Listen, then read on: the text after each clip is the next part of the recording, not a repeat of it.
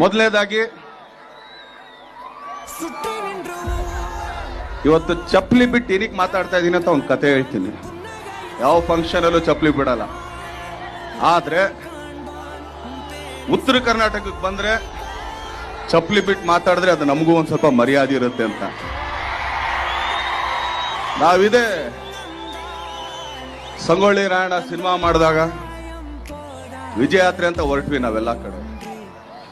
ಎಲ್ಲ ಕಡೆನೂ ನಮ್ಗೆ ಆಕ್ಚುಲಿ ಒಳ್ಳೆ ಒಂದು ಪ್ರೋತ್ಸಾಹ, ಬೆಂಬಲ, ಆಶೀರ್ವಾದ ಕೊಟ್ಟರು. ಆ ಸಿನಿಮಾನ 1 ವರ್ಷ ಓಡಿಸಿದ್ರು.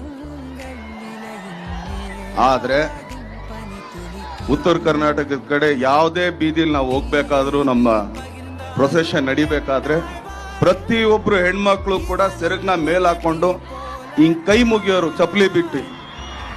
ನಿಜವಾಗ್ಲೂ ಅವತ್ತು ಅನ್ಕೊಂಡೆ ಇದಕ್ಕೆ ನಾವು